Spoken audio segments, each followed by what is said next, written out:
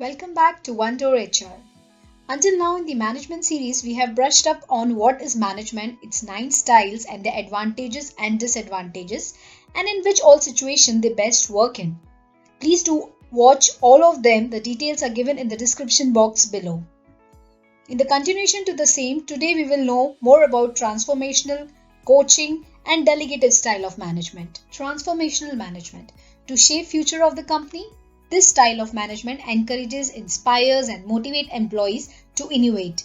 It attempts for culture change to drive improvement and performance. Leaders are involved in the process and are focused on assisting every member of the group to prosper as well. Advantages. By getting people more engaged and involved, this management style reduces the attrition. They work ethically, they believe in transparency and following all the core values of the company. This type of leader is known for his motivational skills. This happens because they are clear and effective communicator. Fourth, it encourages changes. Disadvantages. Due to unrealistic deadlines, at times employees are burnt out. They aren't focused on transactional approach and may skip important details, so there is lack of detailed orientation. If the continuation communication breaks, this leadership fails. At times, it ignores protocol as well. This type of management style best suits in organization where culture is considered key for employee performance, problem which needs creative solution, companies which are going through difficult transition.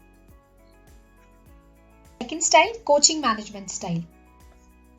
Word itself, we know what it means. Here the manager acts like a coach. He helps teammates to work on their strength and guides them in case of the weaknesses. Here he not only contributes to the professional growth but also to the personal growth. This is believed that this kind of command and control leads to more bonds and creative thinking in the team. Interesting. Advantages.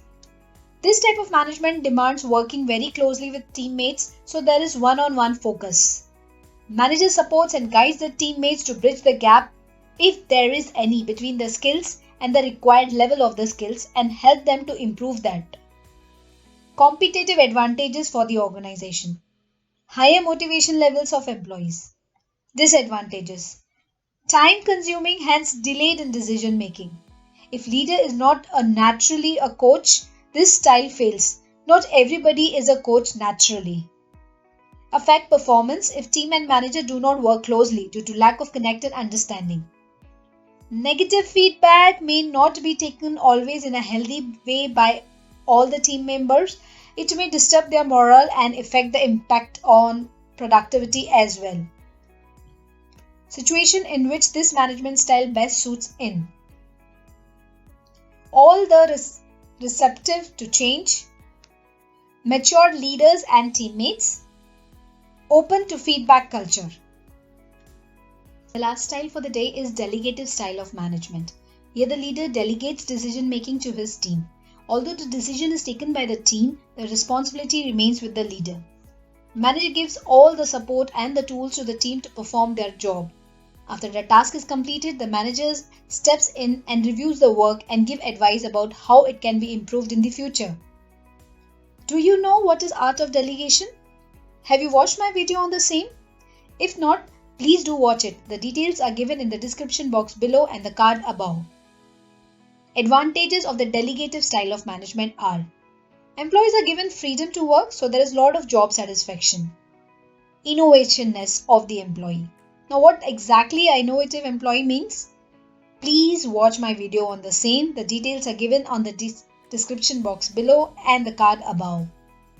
Manager here have space and time to focus on the bigger picture, so their focus is more strategic than transactional.